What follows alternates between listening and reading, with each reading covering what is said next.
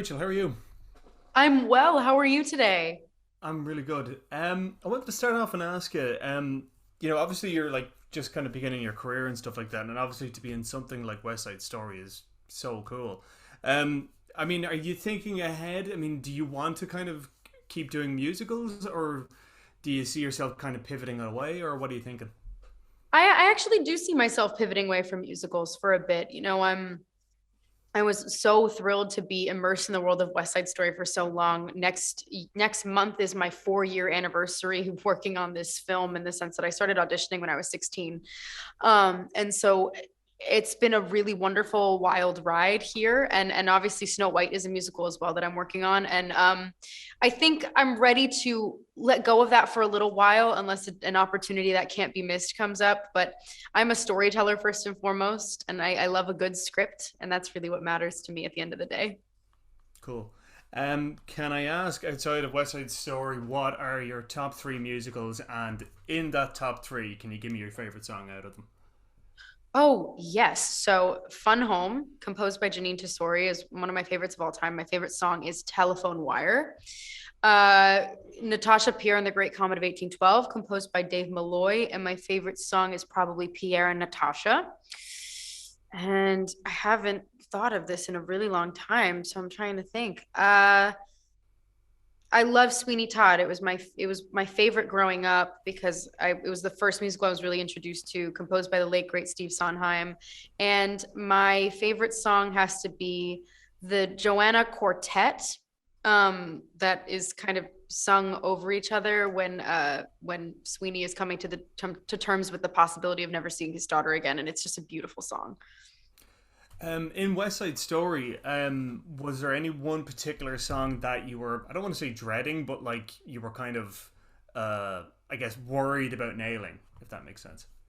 I think capturing the emotion while also being able to perform A Boy Like That, I Have a Love, was extremely daunting to me. But I was encouraged by Steven Spielberg, Tony Kushner, and our vocal producer, Janine Tesori, not to sing pretty. There was no pressure to sound incredibly beautiful because the emotion is not incredibly beautiful in A Boy Like That. There's a lot of pain and anger. And we wanted to feel the push, like Maria physically pushes Anita into a table when she says, "You should know better." And it's such a heartbreaking argument between two characters who truly love each other so much and also had the capacity to love others in a romantic way. And so seeing that anger and that hatred that they suddenly have for the choices the other is making is very painful. And so I was really, really nervous to sing that song, and also having to sing it for Stephen Sondheim was very nerve wracking. Did you actually get to meet him before he passed? Yeah. Yes, we did. We worked with him on set.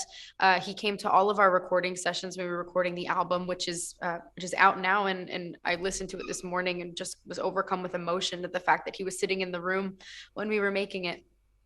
Yeah, like you think of like the kind of work that he's done or whatever. I guess like to be in the room with him and to see him kind of his reactions. I mean, was there any, I guess, any observations that you made of him when you met him or anything like that? You could just easily tell when he liked something and when he didn't. And I loved that about him because it was he's a true artist through and through who was always trying to improve, and not only himself but those around him. And he gave the best notes, but when he really liked something, he would just kind of close his eyes and lean back in his chair and just kind of listen to the music and let it envelop him. And when he didn't like something, he'd scrunch his face up.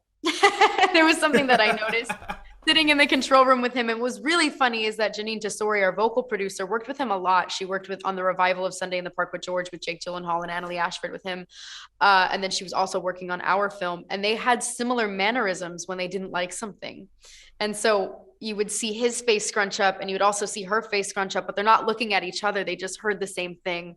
And it was a really beautiful thing considering how, they were kind of ushering each other through this process. It was very sweet. Cool. Okay, I'm getting the wrap up there. Thanks so much for that. Thank you so much. Wonderful to Cheers. talk to you.